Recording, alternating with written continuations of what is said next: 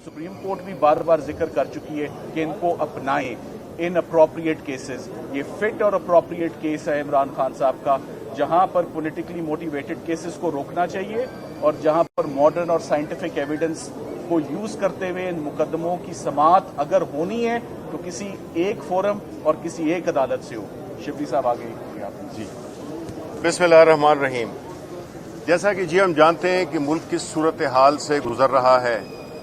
हमारी मुआशी सूरत हाल को देख लें तो मुल्क कंगाल हो चुका है, हमारे इदारे मफलूज हो चुके हैं, आज़ादी राय इजहार बिल्कुल नहीं है।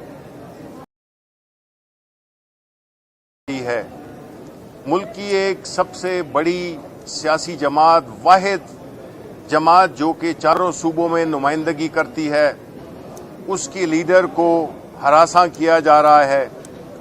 और ऐसे माहौल में जिसमें कि रोज़ाना की बुनियाद पे जिस तरह के सलमान सफदर साहब ने कहा केसेस बनाए जा रहे हैं, और ये केसेस करप्शन के केसेस नहीं हैं, ये केसेस झूठ पे मबनी कि आपने उधर ये बात कह दी, आप इधर थे, आप उधर थे, इस किस्म की फजूल किस्म की वजूहात पे ये केसेस बना रहे हैं। बलूचिस्तान से एक केस दायर कर दिया कि जी उधर किसी को तकलीफ पहुंची है, किसी शहरी को। ये सारी जो चीजें हो रही हैं जिसमें कि 78 से ज्यादा मुकदमात किए जा रहे हैं, बुनियादी मकसद जो अवाम को इस वक्त पहुंच रही है तकलीफ महंगाई की, इस वक्त इन्होंने सारे मीडिया को और सारे पाकिस्तानियों की तवज्जो एक दूसरी तरफ करने की नाकाम कोशिश की है, जिससे कि उनकी नाअहली, उनकी बेहिसी, उनकी बदनीयती सामने ना आ सके और ऐसा माहौल बनाया जाए जिससे कि लोग ये भूल जाएं ये कि उनकी बात करने वाला कोई ना हो। कल हमने देखा जो दहशतगर्दी हुई जिसपे कि कंसर्न लोगों के खिलाफ हम एफआईआर दर्ज करेंगे कि अली बिलाल का जो शहादत है उसकी जिम्मेदार ये जो कठपुतली पंजाब हुकूमत है उसका जिम्मेदार ये है, उसके जिम्मेदार ये जो चीफ मिनिस्टर बना हुआ है, केयर टेकर ये है। एक पुरअमन जमात, एक पुरअमन रैली जिसका इनेकाद होना था, जिसमें के इलेक्शन का कैंपेन हमने शुरू करना था, क्योंकि जब इलेक्शन शेड्यूल अनाउंस हो गया है तो उसमें तो या तो फिर बताएं कि जी जमहूरियत नहीं है, ये एक सिविल, तो हम अपनी सियासी एक्टिविटीज नहीं कर सकते।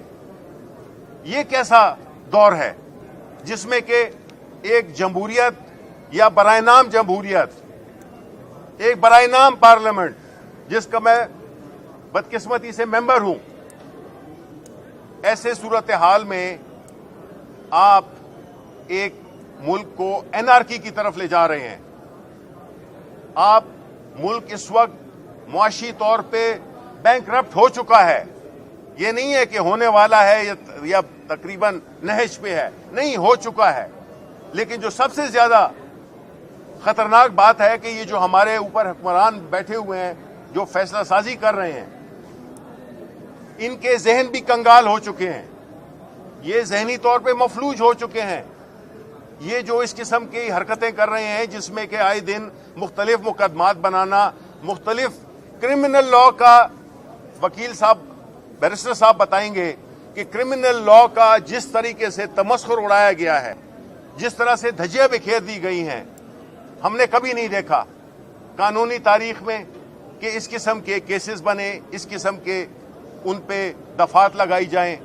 गद्दारी आजकल आम बिक रही है और दहशतगर्दी, ये दो चीजें हैं जो कि मुफ्त में बांटी जा रही हैं पाकिस्तान तहरीक इंसाफ के कारकुनों पर, पाकिस्तान इंसाफ की लीडरशिप पे और पाकिस्तान तहरीक इंसाफ के चेयरमैन इमरान खान पे।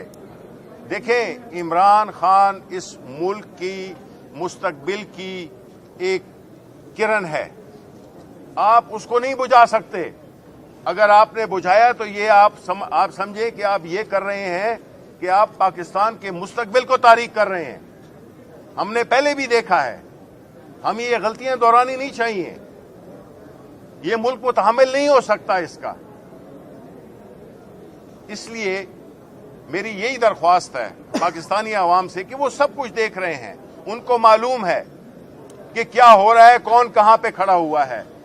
عمران خان کو گرفتار کرنے یا عمران خان کو کوئی ضد پہنچانے کے لیے یہ اس ملک کے مفاد میں نہیں ہوگا۔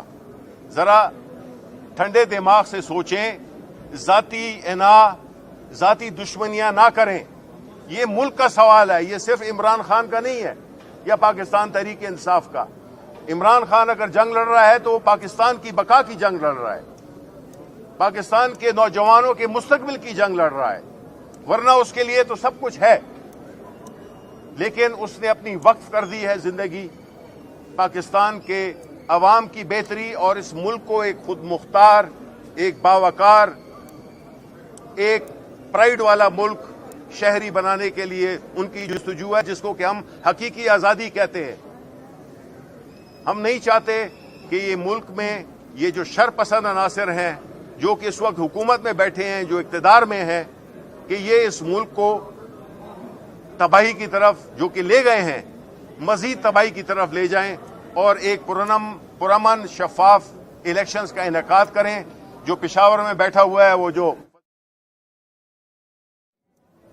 اس کو بھی شرم آنی چاہیے، وہ آئین کی آرٹیکل 6 کی زد میں آ رہا ہے، اس نے آج ختم ہو گیا ہے اور ہم ان پہ فائل کر رہے ہیں آرٹیکل 6، کیونکہ وہ آئین کو ڈسٹارٹ کر رہے ہیں، آئین کو سرکموینٹ کر رہے ہیں۔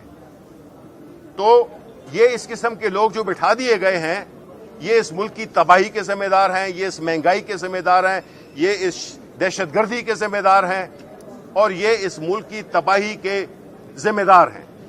بہت شکریہ جی۔ غداری اور دہشت گردی آج کل عام بک رہی ہے، جس طرح آئین کا مذاق اڑایا جا رہا ہے اور آئے روز مقدمات بن رہے ہیں۔ عوام کو سب کچھ معلوم ہے۔ عمران خان امید ہیں اور حکومت ان کو نقصان پہنچانا چاہتی ہے،